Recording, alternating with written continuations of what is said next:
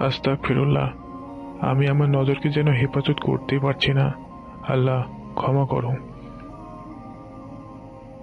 আসসালামু আলাইকুম ইমাম সাহেব। ওয়ালাইকুম আসসালাম। কি খবর আব্দুল্লাহ, ভালো আছো? আলহামদুলিল্লাহ, ভালো আছি হুজুর। আমি তো এক তরুণ যুবক, কিন্তু সমস্যা হলো আমার মাঝে প্রবল খায়েশ কাজ করে। আমি যখন রাস্তা দিয়ে চলাফেরা করি তখন আমি মেয়েদের দিকে না তাকিয়ে পারি না। আমি এখন কি করতে পারি? ও আচ্ছা, তুমি একটু দাঁড়াও, আমি আসছি। এই নাও দুধ ভর্তি একটি গ্লাস। আমি তোমাকে বাজারের একটা ঠিকানা দিচ্ছি।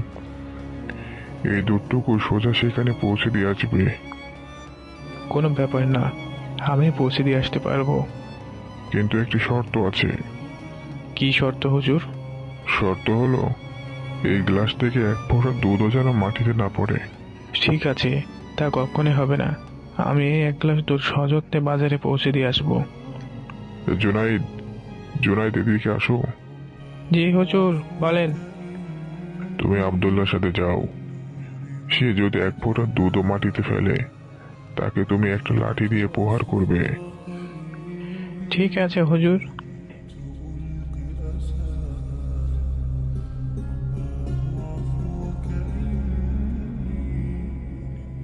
এই নিন জনাব, আপনার এক গ্লাস দুধ। আর আমি এখন আসি।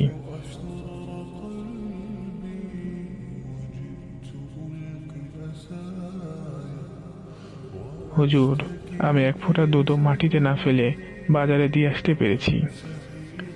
ও আচ্ছা, তাহলে তুমি যাওয়ার সময় কয়েকটি মেয়ের চেহারা দেখেছো? জনাব, আমি তো বুঝতেই পারিনি আমার চারপাশে কি চলছিল। আমি তো এই ভয়ে ছিলাম যে আমি যদি দুধ ফেলি তাহলে রাস্তায় সমবেত মানুষের সামনে আমাকে মার খেতে হবে এবং অপমানিত হতে হবে। হুম, মুমিনরা ঠিক এভাবে আল্লাহকে ভয় করে এবং চিন্তা করে, যদি আল্লাহর উপর বিশ্বাস ওই দুধের ন্যায় ছিটকে ফেলে, তবে তিনি সুবহানাহু তাআলা কিয়ামত দিবসে সমগ্র সৃষ্টি জগতের সামনে তাকে অপমানিত করবেন। এভাবে বিচার দিবসের চিন্তা মুমিনকে গুনাহ থেকে বাঁচিয়ে রাখে। জি হুজুর, শুক্রিয়া। আপনার এই চমৎকার উদাহরণের মাধ্যমে আমার ঈমান আরো মজবুত হলো। আর আব্দুল্লাহ, তুমি যত বড় বিপদেই পড়ো না কেন, তুমি সর্বদা আল্লাহর প্রতি বিশ্বাস রাখবে। কারণ বিপদের সময় মানুষ দিশাহারা হয়ে ঈমান হারা হয়ে যায়। সে ব্যাপারে তুমি সর্বদা সাবধান থাকবে। ইনশাল্লাহ, আপনার এই উপদেশ আমার মনে থাকবে। এখন আমি আসি। আসসালামু আলাইকুম। ওয়ালাইকুম আসসালাম।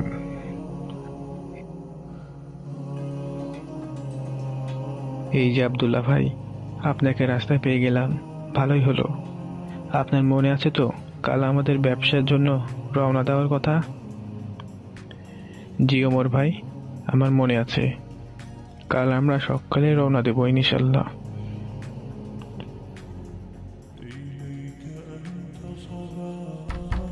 আব্দুল্লাহ ভাই, আব্দুল্লাহ ভাই, উঠুন।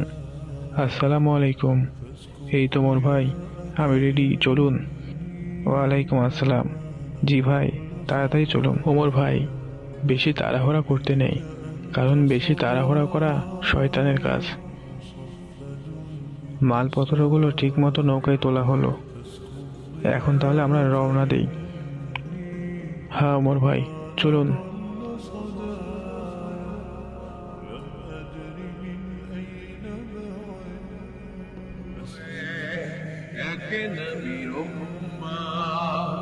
জীবন বিধানে ওই শিবানী গোরা আমাদের প্রভু এক নবীর জীবন বিধানে ওই শিবানী গোরা। তবে কেন এক নও হে মুসলমান, একে হও করিয়া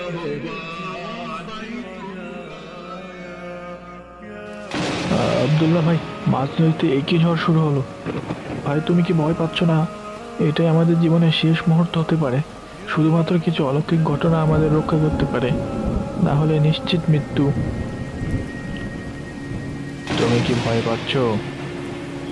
আমি কেন ভয় পাবো? তরোয়ালটি তো তোমার হাতে। কেন ভয় পাবো? আমি জানি যে তুমি আমাকে অনেক ভালোবাসো। তুমি আমার উত্তর পেয়ে গেছো।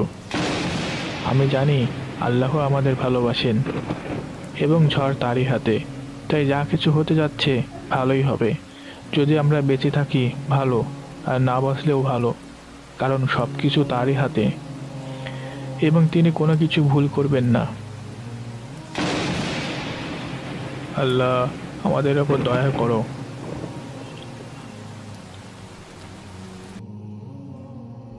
আল্লাহ, তোমার অশেষ মেহেরবানি এই প্রচণ্ড ঝড় বৃষ্টি থেকে আমাদের রক্ষা করার জন্য। দেখলে অমর ভাই, আল্লাহর উপর পূর্ণ বিশ্বাস রাখলে তিনি আমাদের সব বিপদ আপদ থেকে রক্ষা করেন। বন্ধুরা, আমাদের সকলকে মহান আল্লাহর দেওয়া পরীক্ষায় ধৈর্যশীল থাকতে হবে, তার উপর বিশ্বাস রাখতে হবে।